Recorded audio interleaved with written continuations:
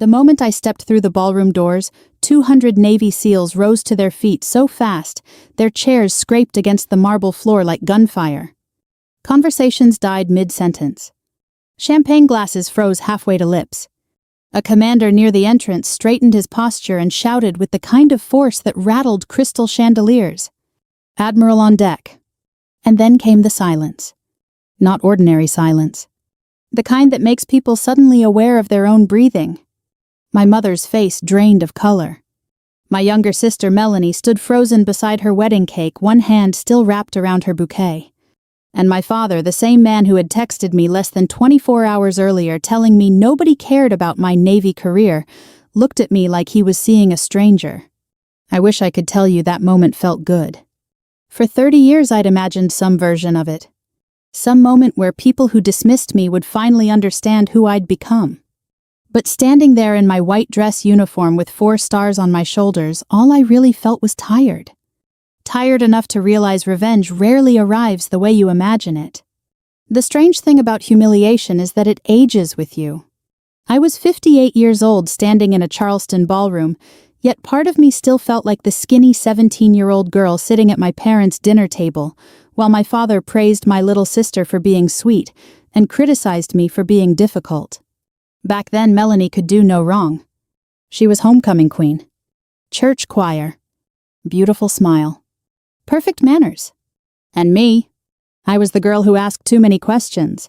The girl who wanted to join ROTC. The girl who talked about aircraft carriers instead of weddings. My father used to laugh whenever I mentioned the military. "Claire," he'd say, "women don't belong on warships." That was in 1985. I remember because Ronald Reagan was still president, and my mother was cooking meatloaf when I announced I wanted to apply to the Naval Academy. Melanie nearly choked laughing. My father folded his newspaper slowly and looked at me like I'd embarrassed him. "You'll grow out of this phase." But I didn't. If anything, the Navy became the one place where people finally stopped asking me to shrink myself. At Annapolis, nobody cared whether I smiled enough. Nobody cared whether I looked pretty at church socials. They cared whether I could lead, whether I could endure, whether I could stay calm when things got hard. Turns out I could. Though my family never quite forgave me for it. Over the years, our phone calls became shorter. Birthdays forgotten. Holidays missed because I was deployed. My father once introduced me to a neighbor by saying, "This is our daughter Claire. She works for the government." Works for the government. At the time, I'd already commanded thousands of sailors. But I smiled politely because after a while, disappointment becomes routine. 3 days before Melanie's wedding, I was sitting inside my office at Naval Station Norfolk reviewing retirement paperwork when my phone buzzed. "Dad." I almost didn't answer. We hadn't spoken properly in months. Instead, I opened the message. "No one cares about your Navy career. Please don't embarrass us by wearing that uniform to Melanie's wedding." I stared at the screen a long time. Outside my office window, gray Atlantic rain hammered against the pier.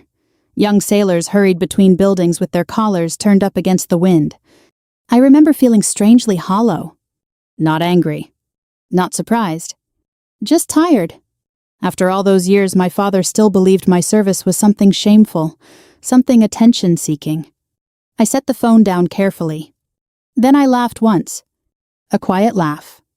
Because by then I'd spent more than 3 decades making life-and-death decisions under pressure, and somehow a text message from an 80-year-old man still had the power to hurt me more than enemy fire ever had. That evening I nearly decided not to go. I poured myself a glass of bourbon in my Norfolk townhouse and sat alone in the quiet. No husband. No children.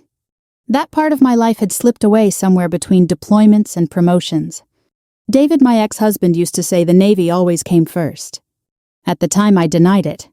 Now I wasn't so sure. Around 9 o'clock my phone rang again. This time it was Ramon Hayes. Master Chief Ramon Hayes. Retired SEAL. One of the best men I'd ever served beside. "Tell me you're still going to Charleston," he said immediately. "How'd you hear about that?"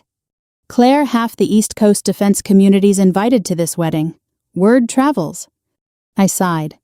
"I'm thinking maybe I should stay home." There was silence on the line for a second. Then Ramon spoke softly. You spent 30 years standing your post for people who never thanked you. Don't start hiding now." That hit harder than I expected. Ramon had seen me during some of the ugliest years of my career. He'd seen me after casualty notifications, after buried friends, after impossible decisions. If he thought I should go, maybe I needed to listen. "You really think it matters?" I asked. "No," he said, "I think you matter." I didn't sleep much that night. The next morning I pulled my full white dress uniform from the garment bag hanging in my closet. Gold buttons polished. Sleeve stripes immaculate. 4 silver stars waiting on the shoulders. I ran my hand across the fabric slowly. People imagine uniforms make you feel powerful. Sometimes they just remind you how much life they cost. By noon, I was driving south toward Charleston in my black sedan with old jazz playing softly through the speakers. The highway stretched endlessly beneath gray Carolina skies. Billboards. Gas stations. Church signs. Tiny southern towns where American flags fluttered outside hardware stores. The kind of places where people still say sir and ma'am. By the time I reached Charleston, evening sunlight had turned the harbor gold. The wedding venue sat along the waterfront like something out of a magazine. White columns, enormous oak trees, strings of lights swaying in the breeze. Valet attendants hurried between luxury cars. Women in pastel dresses laughed beneath champagne tents. And suddenly, at 58 years old, I felt like an unwanted teenager again. I checked into my hotel quietly under my maiden name. The receptionist recognized me from television almost immediately, but was polite enough not to mention it loudly. That night, my mother called. Not to ask how I was doing. Not to say she missed me. Just one sentence. "Please try not to upset your father tomorrow." I stared at the hotel window overlooking Charleston Harbor after she hung up. Somewhere out there, Navy ships cut through black Atlantic water beneath the dark. For the first time in years, I allowed myself to admit something painful. No matter how many medals sat on my chest, part of me still wanted my parents to be proud of me. I arrived at the wedding venue early the next afternoon because old military habits die hard. 15 minutes early had been drilled into me since my plebe year at Annapolis. Even after all these years, I still couldn't bring myself to arrive fashionably late like civilians seemed to enjoy doing. The Charleston air was warm and heavy with salt from the harbor. White folding chairs lined the lawn overlooking the water, and a string quartet played softly beneath enormous live oaks draped in Spanish moss. It was beautiful. Melanie always had a talent for beautiful things. Beautiful clothes, beautiful homes, beautiful friendships that looked effortless. Growing up, she could walk into a room and instantly belong there. I always felt like I was studying the room instead. A young valet opened my car door. The moment he saw the 4 stars on my shoulders, his expression changed completely. "Good afternoon, ma'am." His posture straightened automatically. I nodded politely and handed him the keys. The reaction wasn't unusual. Military people noticed details civilians overlooked. But the wedding guests gathered outside the venue barely looked at me at all.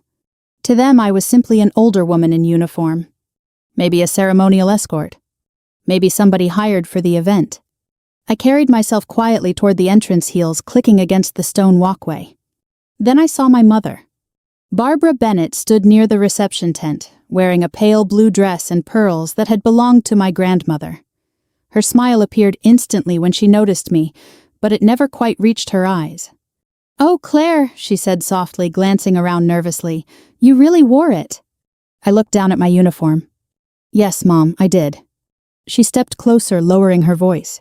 "It's just, this day is supposed to be about Melanie." There it was. Same song, different decade. I kept my tone calm. "I'm attending my sister's wedding respectfully." "Yes, but people might misunderstand." I almost laughed. People misunderstand women in uniform all the time. But before I could answer, my father approached. Harold Bennett still carried himself like the high school football coach he'd once been. Even at 80, he moved with stiff authority, though age had curved his shoulders and softened his hair into thin silver. The moment his eyes landed on my uniform, his jaw tightened. "You actually did it." "Good to see you too, Dad." He ignored that. "You couldn't let Melanie have one day?" I stared at him in disbelief. "I'm standing here quietly." "You know exactly what you're doing," he muttered. That hurt more than I expected. Because the truth was, I had spent my entire adult life trying not to make my family uncomfortable with my success. I changed subjects during holidays, avoided discussing promotions, never corrected them when they minimized my career. And still somehow my existence felt offensive to them. My father leaned closer. You could have worn a normal dress. Normal. I'd heard that word my whole life. Why can't you be normal? Why can't you settle down? Why can't you stop trying to prove something? Before I could respond, Melanie appeared. She looked stunning in her wedding gown. For a moment I saw the little girl who used to follow me around the backyard when we were children. Her expression softened when she hugged me. I'm glad you came. I wouldn't miss it. Then she stepped back and awkwardness returned to her face. Can I ask you something? Of course. She hesitated. Would you maybe consider taking off some of the medals during the reception? I blinked slowly. The medals. They just draw attention. I looked at my little sister standing there in diamonds and lace, still afraid of sharing space with me after all these years. And suddenly I didn't feel angry. Just sad. I earned these, Melanie. I know, she said quickly. I'm not trying to be mean. I know. But she was. Not intentionally, perhaps. Still, the message was clear. Shrink yourself. Again. Before the conversation could continue, wedding guests began arriving in larger groups. Luxury sedans rolled up one after another. Men in tailored suits. Women carrying expensive handbags. Politicians. Business owners. Retired officers. Charleston society. I quietly moved toward the back rows near the water, hoping to avoid further tension. That's when I noticed the first change in atmosphere. A gray-haired man across the lawn froze mid-conversation, staring directly at me. Then another. Whispers began spreading subtly through the crowd. At first I assumed they recognized the uniform itself. High-ranking military dress attire attracts attention, especially in formal settings. But then a retired captain I'd worked with years earlier approached carefully. Admiral Bennett. I smiled politely. Captain Morris, been a long time. Yes, ma'am. The ma'am came instantly, almost reflexively. Nearby guests overheard. Heads began turning. Within minutes, more former service members started recognizing me. Some approached respectfully. Others simply nodded from across the lawn. One older Marine colonel placed his hand over his heart briefly before returning to his seat. I could feel my parents watching all of it uneasily. My father especially. For him, this was unfamiliar territory. At home in Charleston, he was the respected man. The center of attention. The authority. But here among military circles, that authority belonged to me. The ceremony itself began beautifully enough. Sunlight danced across the harbor while vows were exchanged beneath white roses. I stayed quiet in the back row. Clapped politely. Smiled when appropriate. Tried not to think about how emotionally exhausting the afternoon already felt. Afterward, guests moved into the grand ballroom for the reception. Crystal chandeliers hung from high ceilings. Servers carried trays of champagne. A jazz band played old standards near the dance floor. I deliberately chose a small table near the rear corner of the room. Far from the family. Far from attention. Or so I thought. A few minutes later, a young Navy lieutenant approached my table nervously. Excuse me, ma'am. Yes. I just wanted to say it's an honor to meet you. He couldn't have been older than 25. Fresh-faced? Sharp uniform. Probably reminded me of myself once. Thank you, Lieutenant. My father served under you in Afghanistan. That caught me off guard. What's his name? Senior Chief Daniel Mercer. I smiled immediately. Mercer survived because of your evacuation order, the lieutenant said quietly. My family never forgot that. Emotion tightened unexpectedly in my chest. Before I could answer, another officer approached. Then another.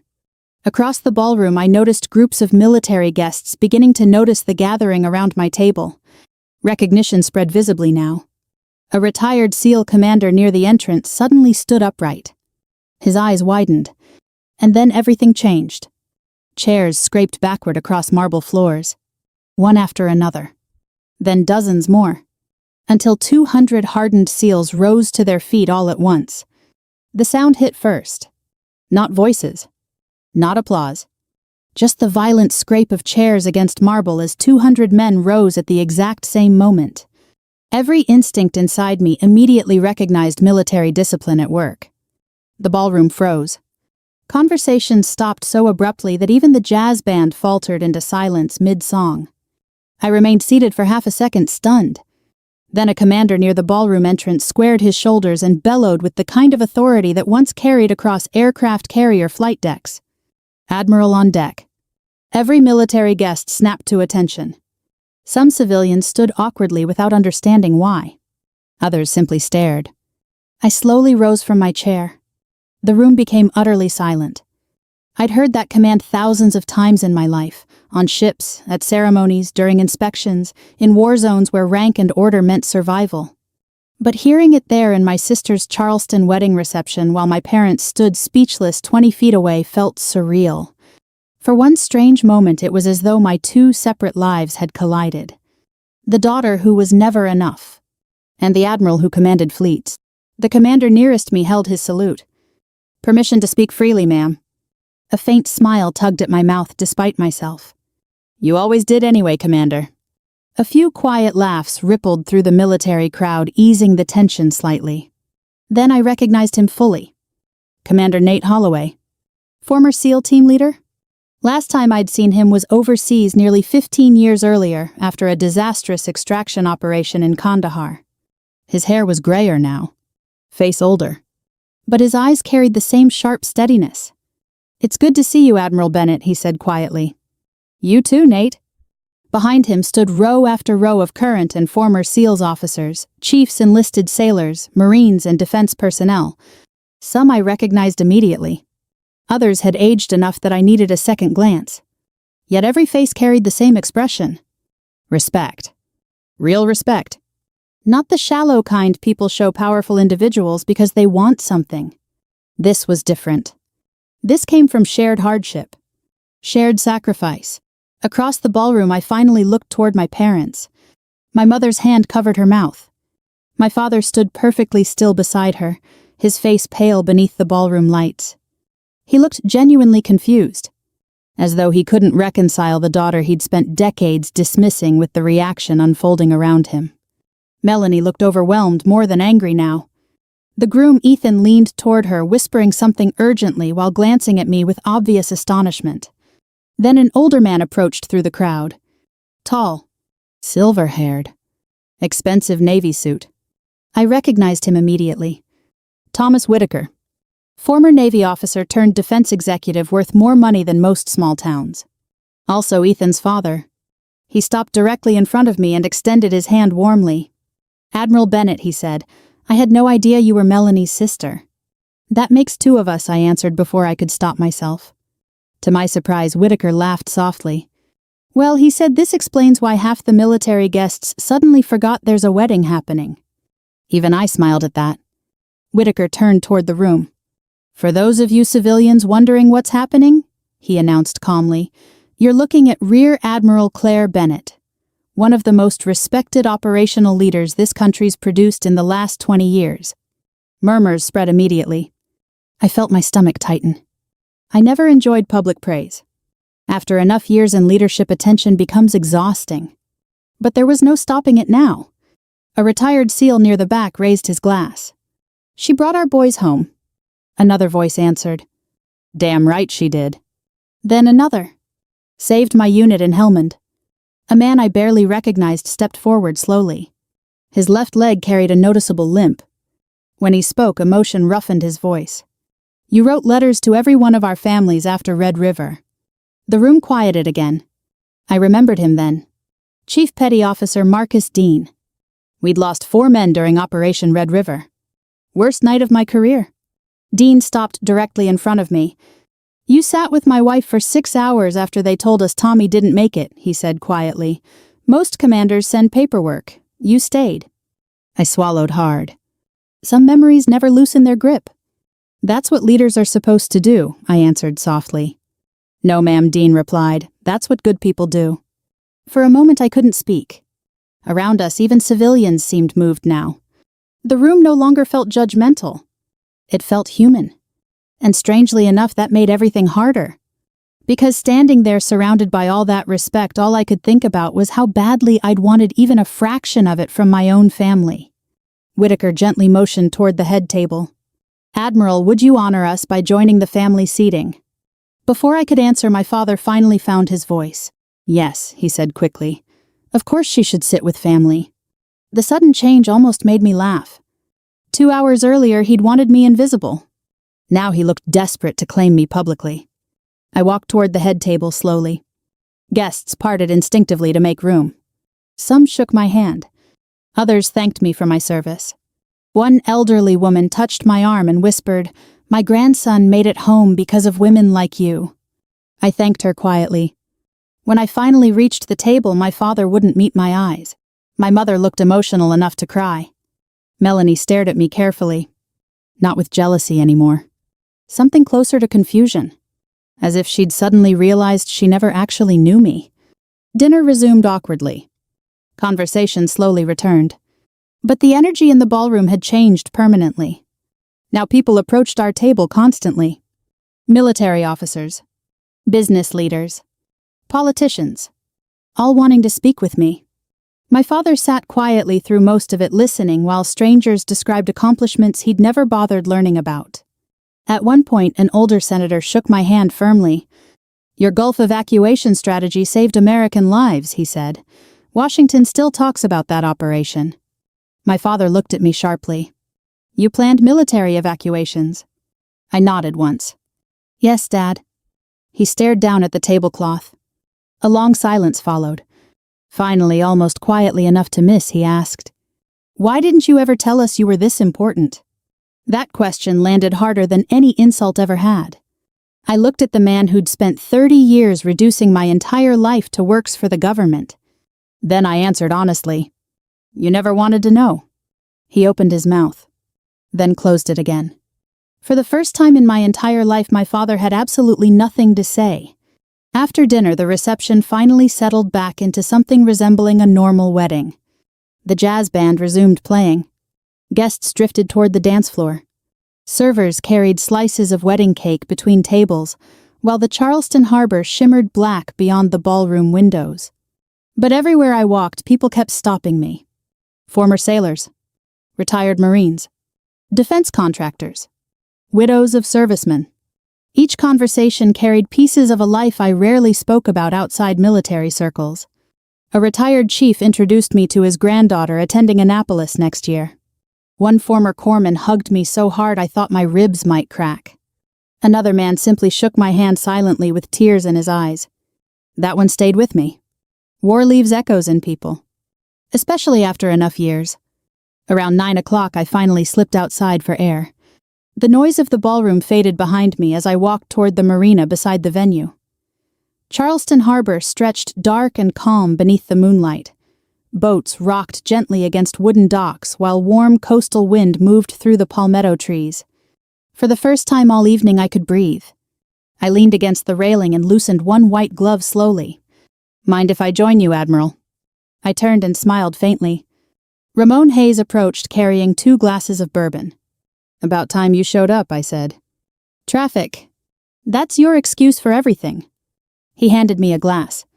Ramon had retired from the SEALs 6 years earlier, after multiple surgeries finally forced him out. Even now, he moved carefully, favoring one knee during cold weather. We stood side by side, overlooking the water in comfortable silence. "You handled that circus pretty well," he finally said. "I've survived congressional hearings. Weddings are nothing." He laughed quietly. Then his expression softened. "You okay?" That question nearly broke me. Because underneath the polished uniform and decades of leadership training, part of me still felt emotionally raw from seeing my parents' faces inside that ballroom. "I don't know," I admitted honestly. Ramon nodded like he understood completely. "That's the trouble with family," he said. "Strangers can wound you. Family can convince you the wound belongs there." I stared across the harbor lights. "You know the ridiculous part, I'm 58 years old, and I still wanted my father to look proud of me. That never goes away." "Number?" "Nope." He took a sip of bourbon. "My old man hugged me once in his entire life. I remember the date better than my wedding anniversary. I laughed softly at that. Then footsteps approached behind us. I turned expecting another guest. Instead, it was Melanie. Still in her wedding gown. Still carrying that careful expression people wear when approaching emotional landmines. I hope I'm not interrupting. Ramon immediately stepped back politely. I'll give you ladies a minute. Once he disappeared toward the ballroom, Melanie joined me at the railing. For a while, neither of us spoke. Finally, she exhaled slowly. I owe you an apology. I remained quiet. When I asked you to remove your medals, she looked down. That was wrong. It wasn't about the medals. No, she admitted, it wasn't. The harbor wind moved loose strands of hair across her face. You know what's awful, she said quietly. I spent most of my life thinking Mom and Dad loved me more because I was somehow better than you. I looked at her carefully. But tonight I realized something. What? They never understood you enough to appreciate you. That hurt because it was true. Melanie's eyes glistened. You were always the brave one, Claire. I almost smiled. You say that now? No, I should have said it years ago. She leaned both hands against the railing beside me. When you left for Annapolis, Mom cried for a week. Dad kept saying you'd fail and come home. I remember. But every promotion you got after that? She shook her head slowly. It scared them. Why? Because you became someone bigger than the life they understood. I looked out toward the dark Atlantic beyond the harbor. Maybe she was right. Small-town Southern families sometimes know how to celebrate familiar success. Marriage. Children. Local respectability. But ambition that carries someone far away can feel threatening. Especially when it changes the family structure itself. Melanie touched my arm gently. For what it's worth, she whispered, I was always proud to tell people my sister was in the Navy. Emotion tightened unexpectedly in my throat. Thank you. We stood together quietly after that. For the first time in decades, the competition between us felt gone. Not healed completely, but softened. Then my mother appeared outside the ballroom doors. Her mascara had smudged slightly. She looked smaller somehow. Older. Claire, she said softly, could we talk? Melanie squeezed my hand once before walking away. My mother approached carefully like she feared I might disappear if she moved too quickly. I owe you an apology too, she said immediately. I stayed silent. She looked down at her hands. I didn't understand your life. I think maybe I chose the easier daughter. The honesty stunned me. Melanie needed me differently, she continued. You always seemed so strong. I let out a tired breath. That's the problem with strong daughters, Mom. People think they don't need kindness. Tears filled her eyes instantly. I never meant to hurt you. But you did. I know. For a moment, neither of us spoke. Then she surprised me completely. I used to keep newspaper clippings about your promotions, she admitted quietly. Your father didn't know. I stared at her. What? They're in my dresser drawer at home. That image nearly shattered me. My mother secretly saving pieces of my life while pretending indifference for years. Why do families do this to each other? Why do people who love one another waste so much time withholding it? Before I could answer, another voice spoke behind us. Barbara. My father. He stood near the ballroom doors looking uncomfortable in a way I'd never seen before. My mother quietly touched my arm and walked back inside, leaving us alone. Dad approached slowly toward the marina railing. The harbor wind moved through his silver hair. For several seconds he simply stared out at the water beside me. Then he spoke without looking at me. I was drafted in 1967. That caught me completely off guard. You never told me that.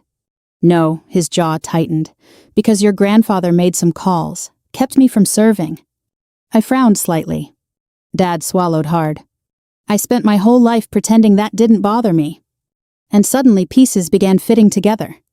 My father kept staring out across Charleston Harbor like the answer to his entire life might be floating somewhere in the dark water. For a long moment neither of us spoke. Then he laughed once. Not happily. More like a man finally exhausted from carrying something too heavy for too long. Your grandfather knew people, he said quietly. Important people, county judges, politicians, men who owed favors. The wind moved softly against the marina docks beneath us. When my draft notice came, he paused. He made sure I never went to Vietnam. I studied him carefully.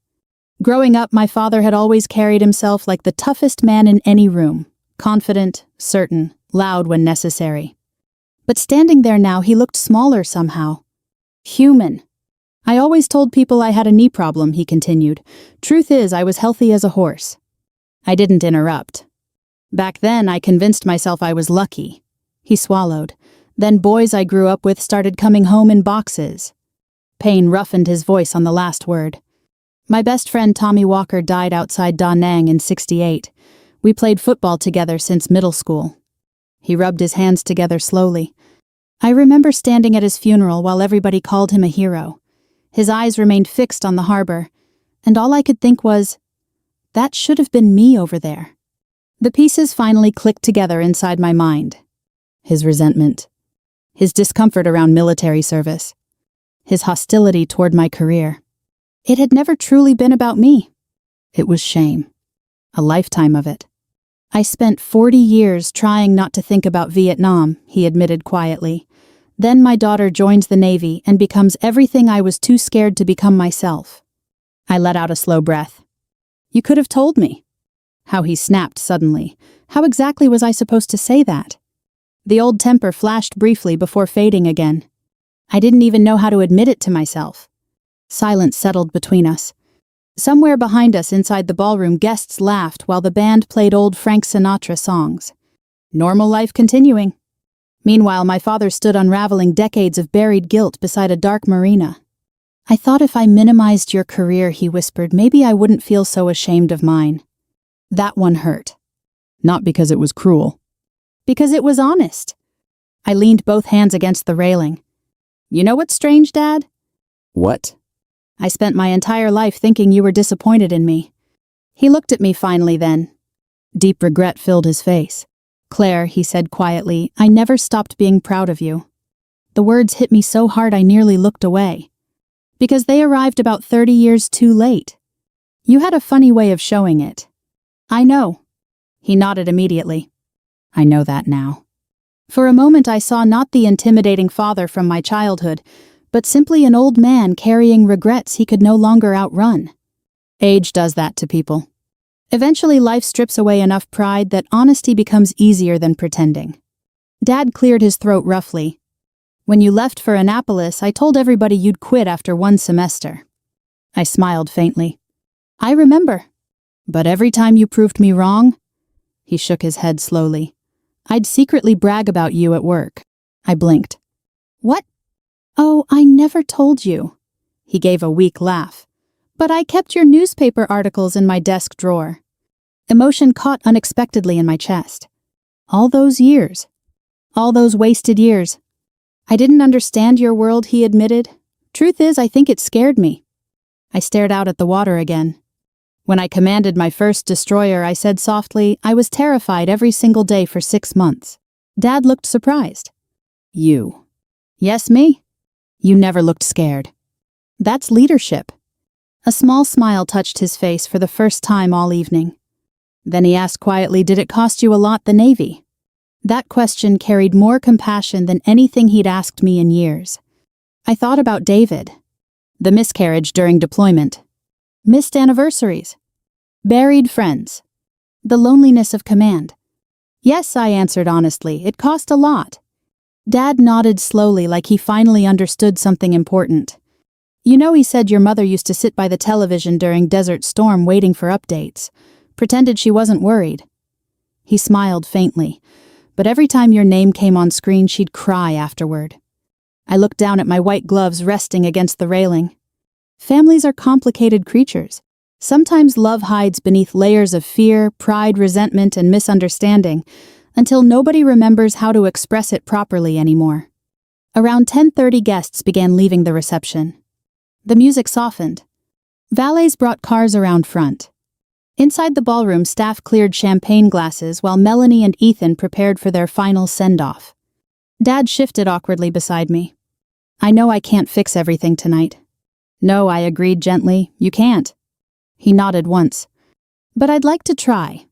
For the first time in decades, I believed him. The next morning I woke before sunrise out of habit.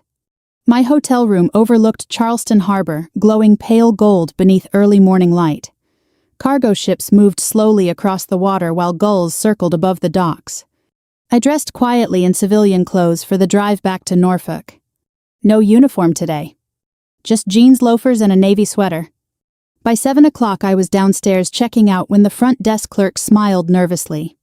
"There's someone waiting for you outside, Admiral Bennett." I stepped through the hotel doors, expecting perhaps Ramon. Instead, my father stood beside his old Buick holding a worn cardboard box. For a second, neither of us spoke. Then he held the box toward me awkwardly. "Your mother wanted you to have these." I opened it carefully. Inside sat dozens of letters. My letters. Every letter I'd mailed home from Annapolis during my academy years. Some still carried creases from being folded and unfolded repeatedly. My throat tightened instantly. "She kept all of them," I whispered. Dad nodded. "I read them last night." He looked exhausted, older than I'd ever seen him. Then he reached into the box and pulled out one envelope carefully. There was one line. His voice cracked slightly. One line I can't stop thinking about. He handed me the letter. I recognized my own 18-year-old handwriting immediately. Dad swallowed hard. "You wrote..." He paused. "I hope someday Dad will finally be proud of me." Emotion hit both of us at once. His eyes reddened visibly. "I was proud the whole time," he said quietly. "I just didn't know how to say it." I looked at the old man standing before me. And for the first time in my life, I believed him. Melanie arrived a few minutes later carrying coffee and breakfast sandwiches for the drive. She hugged me tightly before I left. "No more disappearing for months at a time," she warned gently. "I'll try." As I pulled onto the highway north, Charleston disappeared slowly behind me beneath soft Carolina morning light. And somewhere between the harbor and the interstate, I realized something unexpected.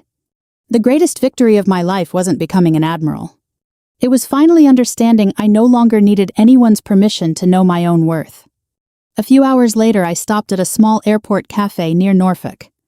While waiting for coffee, a nervous young woman in Navy recruit sweats recognized me immediately. Her eyes widened. "Admiral Bennett." I smiled softly. "That's me." The young recruit straightened awkwardly and offered an uncertain salute. I returned it warmly. And suddenly, for the first time in years, the future felt lighter than the past. If this story touched something in your heart, maybe share it with someone who spent too many years feeling unseen. And if you've ever struggled to hear the words, "I'm proud of you," remember this. Sometimes people love us long before they learn how to say it. Thank you for listening.